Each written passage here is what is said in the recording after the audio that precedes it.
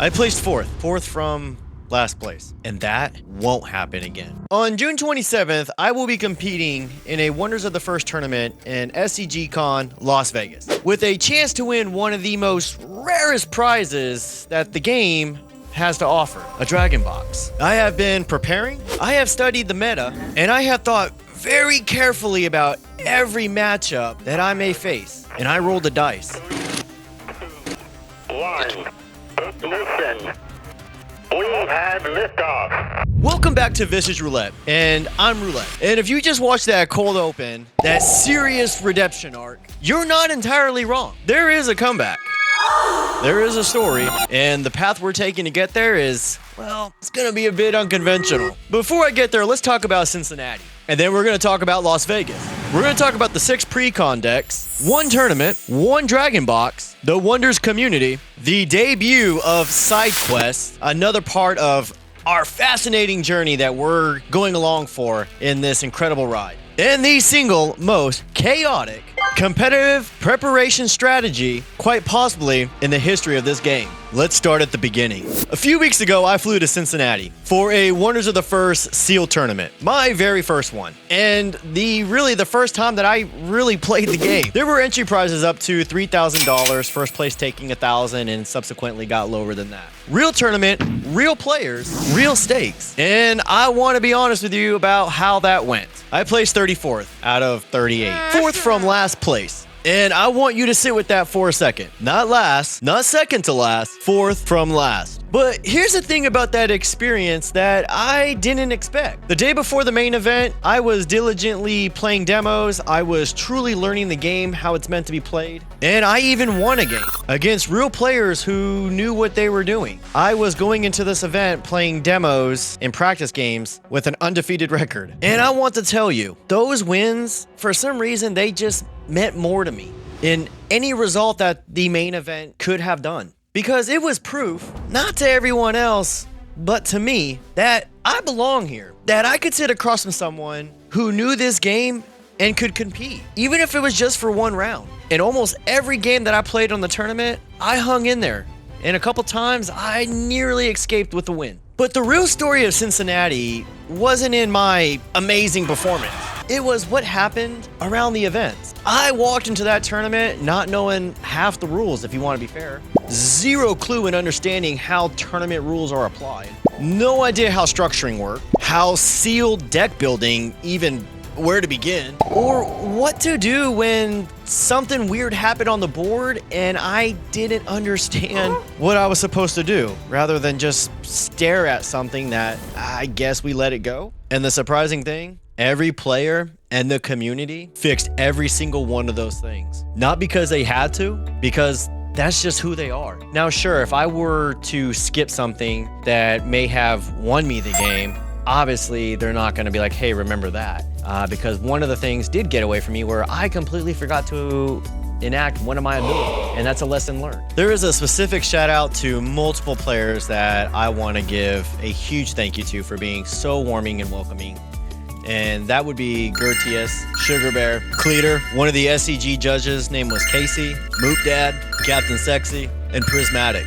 Now, I lost matches against Sugar Bear, Moop Dad, Captain Sexy, and Mocha, but I will tell you, every single one of them allowed me to lose with grace and walk away with a better understanding of the game every time I sat down. Not only did I lose against Moop Dad, but I also lost against his son on a last card minute draw. And I can't tell you, just seeing his excitement winning the game almost made it feel like I was winning the game.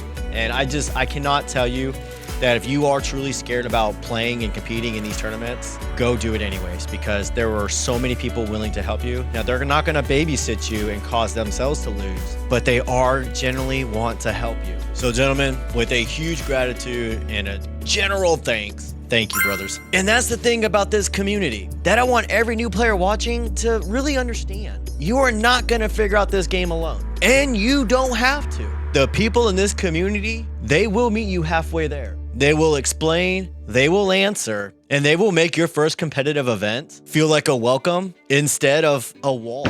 One thing I quickly realized in Cincinnati, this game isn't just cards. It's the personalities, the stories, and a community of people who generally care about this game. And while I was in Cincinnati, I kicked off one of my main events that I talk about in this channel. It's called Side Quest. And in the coming weeks, not only will you be getting one interview, you will be getting 2 interviews with 2 very iconic players that surround this game. So you'll have to stay tuned and watch for that. Now, let's talk about Vegas. Now, on June 27th, the constructed tournament, real deck lists, real matchups, real preparation required. A constructed tournament is much different than a sealed tournament. Everyone starts, for the most part, pretty equal. Now, in constructed, you bring your own deck, built from your own collection, tested, refined, a deck that actually reflects strategy and preparation, which is where I made the decision that I want to walk you through very carefully. Now, first, let me explain what exactly is at stake here. The prize for this tournament is listed as a Dragon Box, and I've talked about this product in the ecosystem of when I did that episode.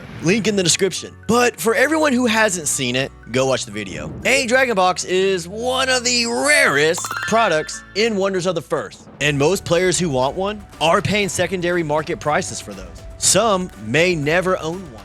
It is genuinely a holy grail product, which makes what I'm about to do significantly worse. Now, there were 6 pre-con decks that came out when this game first launched in 2025. 6 orbitals, 6 completely different playstyles. Firstborn Awakened, Patria, the green deck. Air Superiority, Foulwind, the blue deck. Eternal Service, Umbrathine, the purple deck. Swords and Hordes, Sulfera, the red deck. Synthetic Steel, Heliosynth, the yellow deck. And Witness Greatness, Boundless, the white deck. Now, here's the thing. One of those decks is going into the Vegas SCG Con tournament. And how are we going to pick? Through rolling a dice. Because professional preparation is important, which is exactly why I ignored it all. So we're going to roll, and the order that I said the decks is the one that I'm going to be playing. All right, we are at the game table. Here we go.